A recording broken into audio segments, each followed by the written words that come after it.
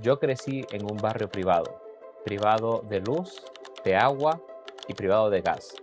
Esta famosa frase es de nada más y de nada menos que de Diego Armando Maradona, quien para muchos, incluyéndome, es el mejor jugador de fútbol de todos los tiempos. Ahí lo tiene Maradona, lo marcan dos, pisa la pelota Maradona, arranca por la derecha el genio del fútbol mundial, y deja el centro y va a tocar para Borruchaga siempre Maradona, genio, genio, genio, ta, ta, ta, ta, ta, ta, ta.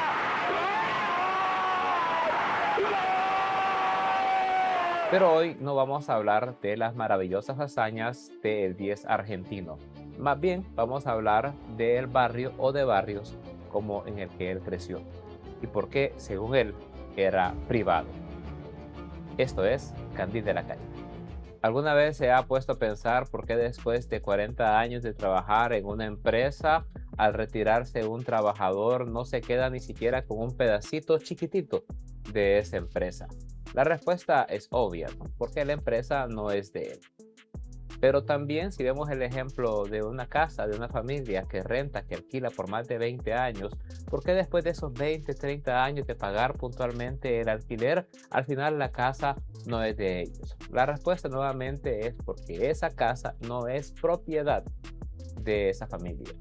Según el Instituto Nacional de Estadísticas, INE de Honduras, solo 1.7 millones de personas o familias tienen casa propia en el país. Pero hay más de 2 millones de personas o de familias que no tienen una casa. Más de la mitad de la población hondureña alquila para tener dónde vivir. Esos padres y madres, por más que trabajen, por más ganas que le pongan, al final de su vida no tendrán nada que heredar a sus hijos. Ni casa, ni empresa, ni terrenos, ni tierra, ni carros, nada. Ese más de 65% de pobres es justamente lo que significa que 2 de cada 3 hondureños y hondureñas no tienen nada de propiedad privada. Pareciera que los amigos de la derecha, los defensores del capitalismo, andan medio confundidos, porque creo yo que si de verdad creyeran tanto en la propiedad privada como lo pasan repitiendo, lo más correcto sería que promovieran y que trabajaran para que todos tuviéramos, aunque sea un poquito, de propiedad privada, algo que podamos llamar nuestro propio. O como era la cosa del cuento de la vaca o de la mano invisible, de que el mercado se regulaba solo, el sueño americano, el pato Donald, Mickey Mouse. Realmente podríamos perder el tiempo repitiendo estos cuentos o aferrémonos a los datos y al menos a los datos de lo que pasa en Honduras, un país que por más de 100 años ha sido capitalista, con una pequeña paréntesis de 4 años del gobierno de Xiomara Castro. Hay en Honduras 300.000 productores agrícolas o campesinos que trabajan en tierras que nuevamente no son de ellos. Y ese dato, cuando se trata de las mujeres, es todavía más escalofriante. El 80% de las mujeres que trabajan en el campo no son dueñas de la tierra donde trabajan. Más de 700.000 hogares en Honduras son sostenidos justamente por madres que no tienen apoyo del padre de sus hijos. Eso significa el 38% de los hogares. Y en nuestro amado país, amado y empobrecida Honduras, tenemos uno de los índices más altos de embarazo adolescentes del mundo. Entonces, una niña adolescente que tiene un hijo, que no tiene el apoyo del tipo con el que va a tener ese hijo, viviendo en un barrio pobre, sin trabajo, sin educación, es un ciclo difícil de romper, la pobreza.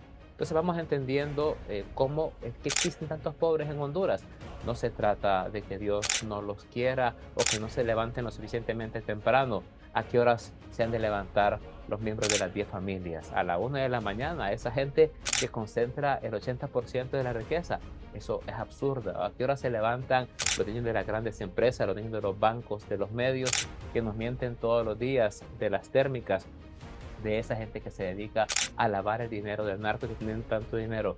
¿Será que esta gente, a pesar de pasar rodeada de pastores o de no salir de una iglesia evangélica o de almuerzos con ese cardenal que no se termina de retirar, no entienden que lo que están haciendo al final es apropiándose de la riqueza que debería de ser de todos, o de ser más compartida, o de ser más justa? Esa gente que le ha robado riquezas a sus hermanos y hermanas en Cristo son santiguados también por esa lógica de protección alrededor de la élite económica. Lo que podemos ver en Honduras claramente es que la relación entre trabajar, tener cosas y tener dinero está al revés. Los que más trabajan tienen menos que los que poco trabajan tienen el 80% de la riqueza acumulada.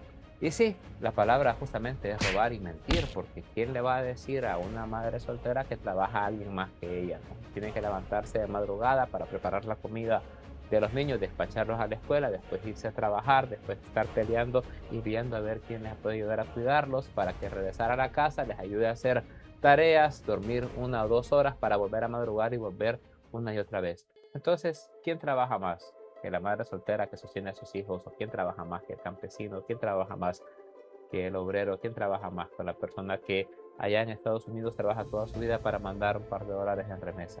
¿Por qué esa relación está tan distorsionada?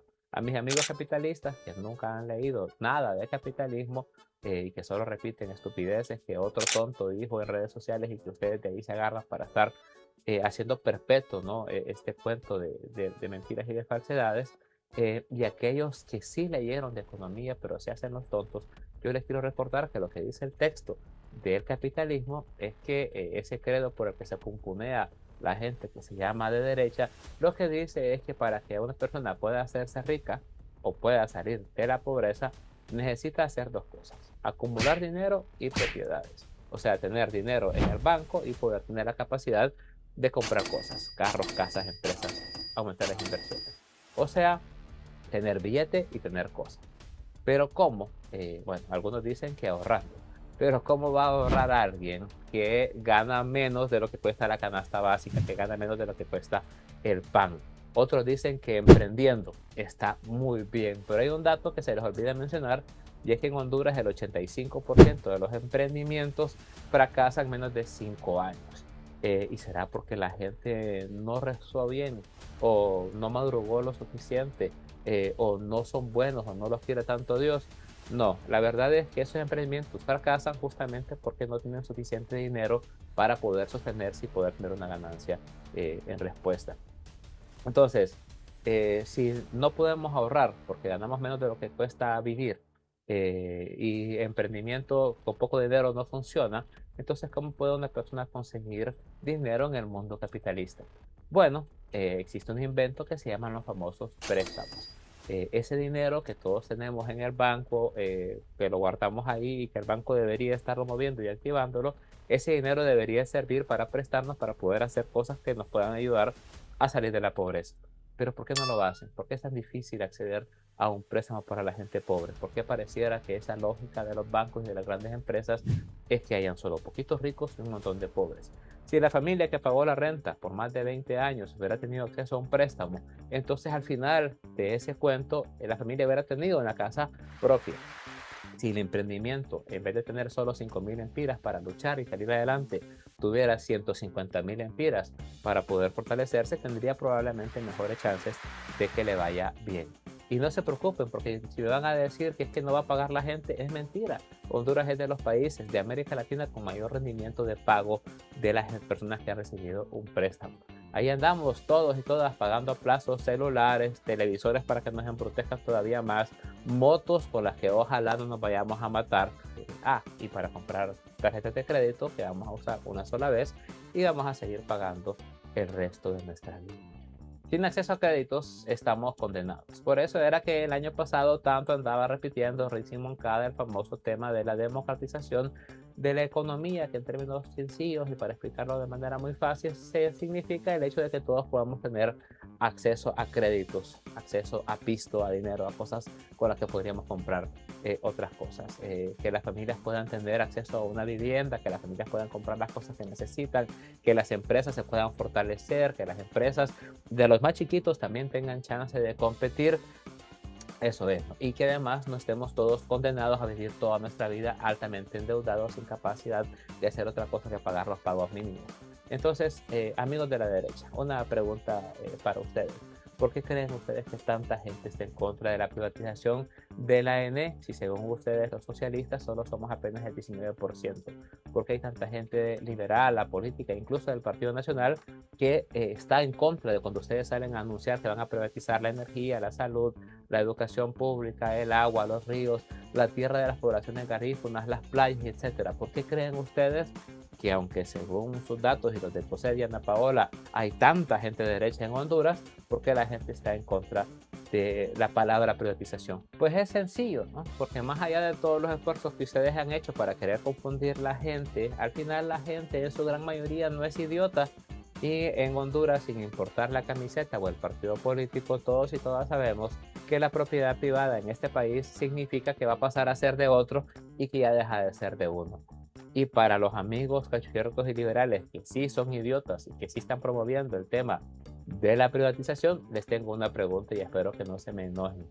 Si de verdad lograran esa barbaridad de vender la INE, ¿cuántos de ustedes tienen el dinero suficiente para poder comprarla? La verdad es que una infinita pequeña posibilidad de gente. Hay más probabilidades de que ustedes compren la INE a que Honduras quede campeón en esta Copa del Mundo 2026. Entonces, sin ese dinero, sin esa acumulación, sin que la privatización nunca haya sido absolutamente nada favorable para ustedes, ¿qué es lo que tanto defienden?